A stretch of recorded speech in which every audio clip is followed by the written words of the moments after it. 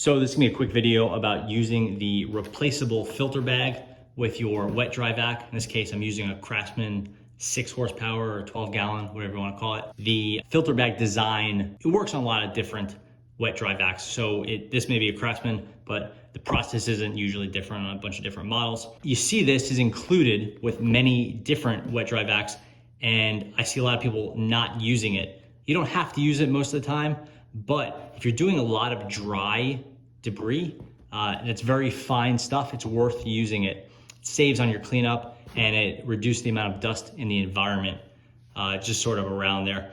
It's definitely worth using. I know it's annoying to replace and you gotta buy more, and usually you don't keep these on hand, but it's worth using it. So this is how you get going. Here's the vac, gotta take the top off, place that off to the side. This is your inlet, this is your drain. Pretty simple, you probably know that stuff already.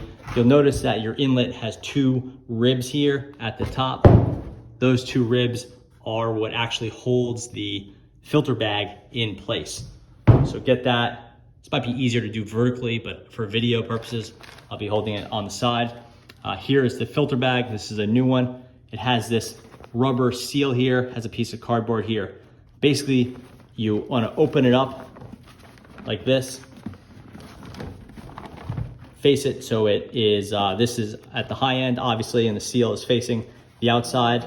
Now you wanna push a little bit, get some distance here, and open it up, sort of like a bag of popcorn. Be gentle with it, the thing's not that tough. Now you wanna get this seal. You wanna wrap it around the tube here, go up, and get the rubber seal and make sure it's fully around and in between these 2 ribs. If it looks like this, where it's on the outside edge of the 2 ribs, that's not correct. It could come off over time.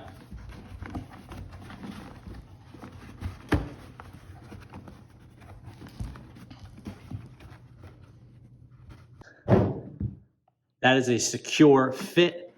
It feels very sturdy. It kind of almost doesn't even want to go like rotate around. That's how sturdy it is. Definitely doesn't want to come off.